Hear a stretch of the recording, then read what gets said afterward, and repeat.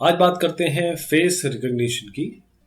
Face recognition बहुत ज़रूरी है सिक्योरिटी के लिए, और ख़ास तौर पे एक एस्पेक्ट जो मैं आपको बाद में बहुत डिटेल में बताने वाला हूँ, उस चीज़ के लिए ये इतना इम्पॉर्टेंट हो गया है कि आगे आप देखेंगे आगे के समय में फेस रिकग्निशन सबसे इम्पॉर्टेंट टेक्नोलॉजी हो जाएगी, जहाँ तक कि सिक्योरिटी वेरिफिकेशन वैलिडेशन और बहुत सारे एप्लीकेशन जो मैं डिस्कस करूँगा उनका ताल्लुक है। शुरुआत करते हैं।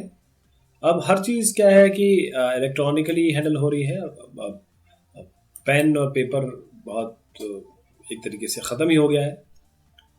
अब इलेक्ट्रॉनिक ट्रांजैक्शन इतने बढ़ गए हैं कि आपको फटाफट फास्ट और एक्यूरेट यूज़र का आइडेंटिफिकेशन करना है। लोग भी बढ़ रहे हैं और टेक्नोलॉजी भी बढ़ रही है, लोगों का टेक्नोलॉजी के प्रति रुझान बढ़ रहा है। लोग बढ़ने का मतलब मेरा तात्पर्य है कि लोग टेक्नोलॉजी के प्रति काफ़ी जैसे कहते हैं कि they are getting more involve और काफ़ी जागरूक हो रहे हैं। जैसे आपका एक्सेस कोड है बिल्डिंग के लिए, बैंक अकाउंट के लिए या फिर कंप्यूटर सिस्टम्स के लिए, आप क्या करते हैं, पिन आइडेंटिफिकेशन यूज़ करते हैं और सिक्योरिटी क्लियरेंस करते हैं। तो अब पिन तो अगर आपको पता है तो आप एक्सेस गेन कर लेंगे।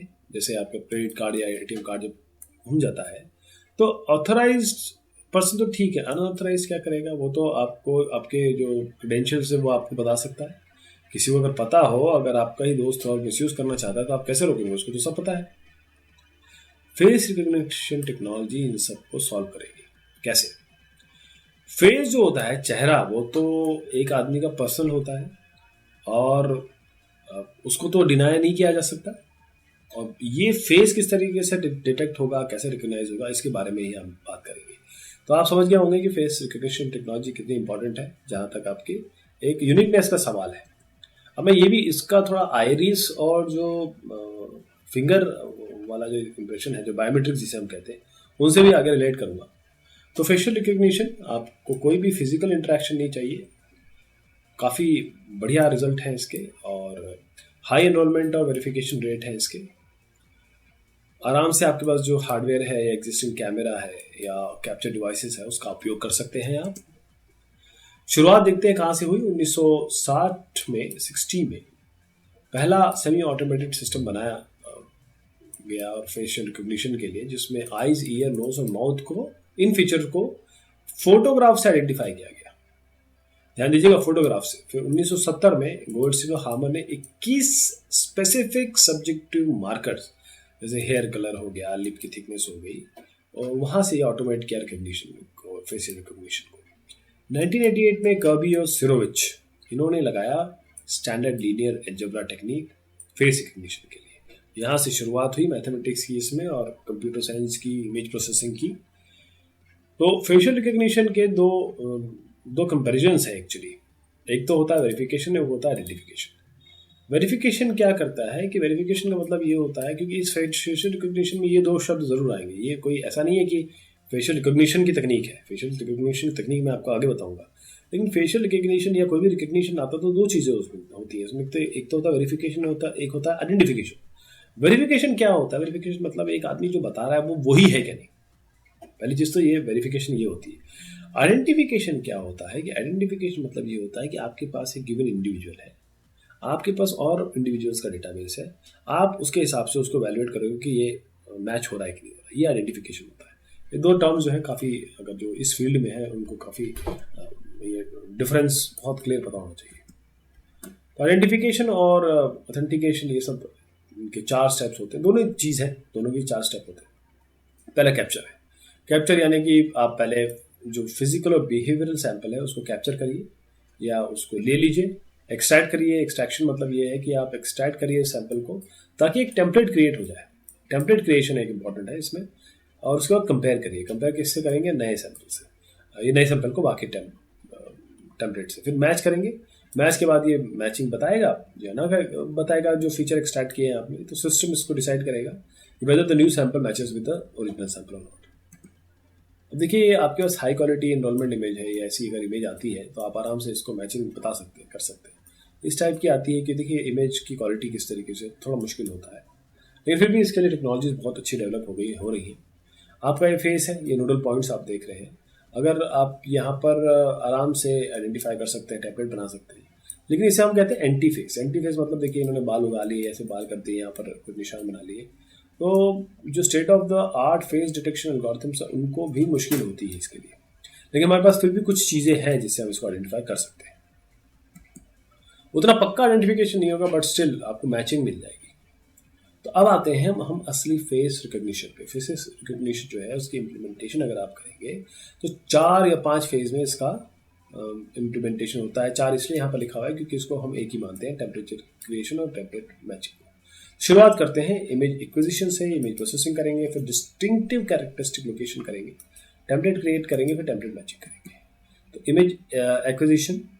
इमेज एक्विजिशन यानी कि आपको फेशियल स्कैन टेक्नोलॉजी से आपको स्टैटिक कैमरा हो या वीडियो सिस्टम हो, वहाँ से बढ़िया क्वालिटी की और रेजोल्यूशन की इमेज चाहिए।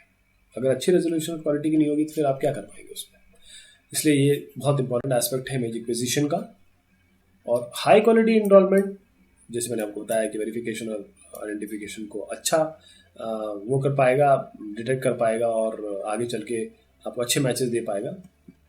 फिर आता है इमेज प्रोसेसिंग। एक्चुअली असली साइंस तो यही है। असली साइंस जो फेशियल रिकग्निशन की है वो इमेज प्रोसेसिंग है।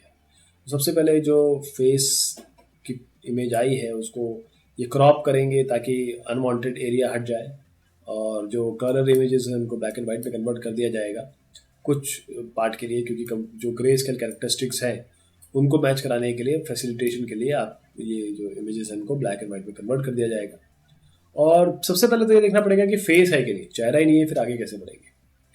चेहरा आ गया, इसके बाद लोकलाइज किया जाएगा उसको, normalise process, normalisation process, image processing वाले बहुत अच्छी तरह समझते हैं। इमेज जो रिमोट सेंसिंग वगैरह करते हैं, इमेजेस एक्सट्रैक्ट करते हैं, वो भी नॉर्मलाइज करते हैं इमेजेस को। तो नॉर्मलाइजेशन एक बहुत नॉर्मल तरीका है। इसमें क्या होता है कि आपका अलाइनमेंट ठीक से करेंगे और डायमेंशंस ठीक करेंगे इसकी, और जिस तरीके से जो टेम्पलेट आपका है उस हिसाब से इसको पहले आप सही जगह पर बिठा देंगे। क्योंकि इमेज तो कैसे भी हो सकती है, कोई आदमी अपना मुंह टेढ़ा करके खड़ा है या किसका ऐसा मुंह टेढ़ा ही है या फिर उसने हिला दिया, तो क्या करेंगे आप। उस सब के लिए ये चीज़ें ज़रूरी है। उसके बाद आता है डिस्टिंक्टिव कैरेक्टरिस्टिक लोकेशन। अब देखिए इमेज प्रोसेसिंग का ही पार्ट है, लेकिन इसके जो एल्गोरिथम है वो अलग है, लेकिन ये उसी श्रेणी में आता है एक तरीके से। अब जो विजिबल फेशियल फीचर्स हैं उनकी मैचिंग शुरू होती है ताकि रिकग्निशन शुरू हो। तो अब आप बोलेंगे कि ऐसे कौन से फीचर्स होते जो हमें नहीं पता, लेकिन जब मैं इसको देख रहा था तब मैंने देखा कि ये जो चीज़ें हैं इस पर तो हमारा ध्यान ही नहीं जाता है। अपर रीजन्स ऑफ आई सॉकेट, अपनी आंख देखिए, उसके ऊपर जो आपकी हड्डी है आंखों के जस्ट ऊपर, वो देखिए, वो आई सॉकेट, उसकी वो कितनी गहराई पे है। आपके cheekbones, side of the mouth, nose का जो शेप है, ये आपके मेजर फीचर है। ये वो चीज़ें हैं जो बदलती नहीं है इतने आसानी से। उसको बदलने के लिए तो आपको ये सर्जरी करानी पड़ेगी, तो उसको उस एस्पेक्ट को निकाला जाता है। फिर बिहेवियरल चेंजेस समझ लीजिए, तो फिजिकल चेंजेस थे ना, फिजिकल चीज़ें थी। अब बिहेवियरल चेंजेस के बारे में समझिए। अब किसी का हेयर स्टाइल है वो चेंज कर देता है, मेकअप है, दाढ़ी आ रही है नहीं जा रही है, आई ग्लासेस, सन ग्लासेस जो लगाते हैं, आई ग्लासेस होती हैं जिनको आंखों की पावर है, कभी वो लगा रहे हैं कभी नहीं लगा रहे हैं, कम पावर है। तो ये जो डिस्टिंक्टिव फीचर्स हैं ये सब यूज़ करते हैं हम। अगर ये सब चीज़ें आ गई तो दिक्कत होती है। इसे हम बिहेवियरल चेंजेस कहते हैं। इसलिए हम आई अपॉन करते हैं इन सारे पे। ये जो चीज़ मैंने आपको बताई ना, इन पे ज़्यादा ध्यान देते हैं। और अगर ऐसा है, ये सब भी फैक्टर यूज़ होंगे, ऐसी बात नहीं है, लेकिन ये इतने इंपॉर्टेंस के नहीं होते हैं। इनको हम सेकंड श्रेणी में रखते हैं, लेकिन पहला श्रेणी वही है जो चेंज नहीं होते। तो यहाँ से देखिए इमेज दी जाती है। टेम्पलेट क्रिएशन पे हम पहुँच चुके हैं। टेम्पलेट क्रिएशन कैसे होता है, यहाँ से इमेज लीजिए, कैमरा से इस सिस्टम पे दीजिए, सिस्टम इसको डिजिटल फॉर्म में चेंज करके एक टेम्पलेट डेटाबेस में डाल देगा। और असली में होता क्या है, देखिए, अगर ये चेहरा है तो इसकी एक जो पॉइंट्स मैंने बताया था, आंखों का, नाक का, मुंह, यही बताया था ना मैं आपको, तीनों चीज़ें, ये तीनों चीज़ें जो पॉइंट्स हैं ये यहाँ पर जाते हैं, इनकी मैचिंग होती है, फिर मैचिंग को वेरीफाई किया जाता है। तो टेम्पलेट क्या है कि बहुत सारे आपके मल्टीपल प्रोसेस्ड फेशियल इमेजेस लेके एक टेम्पलेट किया जाता है। छोटे से छोटा, बड़े से बड़ा आप बना सकते हैं इसमें। ये वेंडर्स के डिपेंड करता है। वेंडर्स मतलब जो इसको उपयोग कर रहे हैं। और जो फिजियोलॉजिकल बायोमेट्रिक्स है ये इसी श्रेणी में आता है, फेशियल रिकग्निशन। तो अच्छी खासी इमेज रखना बहुत बढ़िया रहता है इसमें। और जो लार्ज टेम्पलेट्स हैं वो बिहेवियरल बायोमेट्रिक्स अगर साथ में आप जोड़ेंगे तो लार्ज टेम्पलेट हो जाएगी, जो मैंने आपको बताया कि बाल है और बाकी जो अलाइड चीज़ें हैं। फिर टेम्पलेट मैचिंग की जाती है। अब आपके पास एक टेम्पलेट आ गया, आपने बना लिया, अब आपके पास बहुत सारी टेम्पलेट रखी हुई है, फटाफट इसको मैच कर देता है आपका जो भी सॉफ्टवेयर है, जो भी सिस्टम है। और फेशियल स्कैन, फिंगर स्कैन और आइरिस स्कैन के जितना आज इस समय जब मैं बात कर रहा हूँ उतना इफेक्टिव, उस जैसा इफेक्टिव नहीं है। इफेक्टिव तो है लेकिन उस जैसा इफेक्टिव नहीं है, क्योंकि समय इसमें फिंगर स्कैन आइरिस में बहुत कम लगता है और फेशियल स्कैन में टेक्नोलॉजी ज़बरदस्त है, क्योंकि बहुत सारी चीज़ें चेक करनी पड़ती है। तो काम ये कैसे करता है, जैसे अभी आप अभी तक समझ गए होंगे कि किस तरीके से काम करता है। ये क्या करता है कि डिस्टिंग्विशेबल जो लैंडमार्क्स है जो चेहरे के, इसमें पीक्स और वैलीज निकालता है। आप ये मत समझिए केवल कि ये आंखों को देखेगा और बस डिस्टेंस मेजर कर लेगा। नो, पीक्स और वैलीज जो रीजेस वगैरह है ना, इनको मैच करता है। दो आदमी के एक जैसे हो सकते हैं, डिस्टेंस एक नहीं होता हो सकता, उसको और अंदर जाके जो टेक्नोलॉजिकल पॉइंट है जो आपको बहुत इंटीरियर में जाके दिख रहा है, उसको मैच कराते हैं। तो ये जो लैंडमार्क्स है, विजोनोनिक्स जिसे कहते हैं, ये विजोनिक डिफाइन करता है विजोनिक्स नोडल पॉइंट्स को। 80 नोडल पॉइंट है ह्यूमन फेस में, 80 नोडल पॉइंट। तो इसी तरीके से फेशियल रिकग्निशन काम करता है। तो अगर हम कुछ की बात करें जो बहुत इंपॉर्टेंट है, जो मैंने अभी भी डिस्कस किए, वो डिस्टेंस बिटवीन आई, आंखों के बीच में जो डिस्टेंस है, नोड्स की डेप्थ क्या है, आई सॉकेट की डेप्थ क्या है, चीक बोन्स, जॉ लाइन, चिन, ये सारे आपके बहुत प्रोमिनेंट नोडल पॉइंट्स हैं। अब सॉफ्टवेयर क्या करते हैं, क्योंकि सॉफ्टवेयर देखिए ये काम सॉफ्टवेयर ही करेगा, सॉफ्टवेयर बने हुए हैं, एल्गोरिथम कहाँ इम्प्लीमेंट करेंगे, सॉफ्टवेयर में ही। तो सबसे पहले डिटेक्शन होता है। तो क्या करते हैं, अगर जैसे ये मैं उसकी बात नहीं कर रहा हूँ जो जो आए और उन्होंने अपना चेहरा दिखा दिया, ये उनकी बात कर रहा हूँ जो मूवमेंट कर रहे हैं, आपका कैमरा लगा हुआ है और जो लोग मूव कर रहे हैं और ऑटोमेटिकली उनका डिटेक्शन होता चला जा रहा है। तो जैसे ही लोग आएंगे सामने, उनका डिटेक्शन होगा फ्रैक्शन ऑफ सेकंड में। मल्टी स्केल एल्गोरिथम इसमें लगाया जाएगा अगर थोड़ा सा कम रेजोल्यूशन है, और उसके बाद हाई रेजोल्यूशन तब लगाया जाएगा। हाई रेजोल्यूशन तब माना जाएगा जब हेड लाइक शेप डिटेक्ट हो जाएगा कि हाँ भाई चेहरा, सर दिखाई दिया है तो हेड लाइक कुछ आ गया है। तो एक बार फेस डिटेक्ट हो गया, उसके बाद उनकी जो हेड की पोजीशन है, साइज है, पोज है, इसको देखा जाएगा। इसको थोड़ा सा अलाइनमेंट करना पड़ेगा, टर्न करना पड़ेगा, रजिस्टर करना पड़ेगा ताकि अलाइनमेंट हो सके मैचिंग के लिए। जैसे मैंने आपको बताया नॉर्मलाइजेशन हो गया कि मान लीजिए आपकी इमेज यूँ है ना, तो ये तो टेढ़ी हो गई ना, आपको तो यूँ चाहिए, इसी से तो फिर मैच कराओगे आप। तो ये जो काम है नॉर्मलाइजेशन करेगा, तो रिप्रेजेंटेशन होगा, जो फेशियल डेटा है उसका यूनिक कोड मिलेगा। ये यूनिक कोड जो है वो आपके बाकी से मैच होगी, और ये मैच अगर आपका हो गया तो फिर आप बोलेंगे कि जो आपके स्टोर्ड है उससे मैचिंग हो गई या नहीं होगी। तो ये सॉफ्टवेयर यही काम करते हैं। और फिर उसके बाद जो सिस्टम है मैप करेगा फेस को और एक फेस प्रिंट बनाएगा आपको, और न्यूमेरिकल कोड जो होगा वो न्यूमेरिकल कोड बाकी थाउजेंड्स मिलियन फेस प्रिंट से मैच होगा। तो एक फेस प्रिंट का शब्द इसमें और आ गया है। जो टेम्पलेट हम बात कर रहे थे उसको आप सॉफ्टवेयर की तरफ से फेस प्रिंट कह सकते हैं। फेस प्रिंट भी स्टोर होता है, क्योंकि जैसे डेटाबेस में रिकॉर्ड स्टोर होते हैं वैसे आपका चेहरा स्टोर होता है।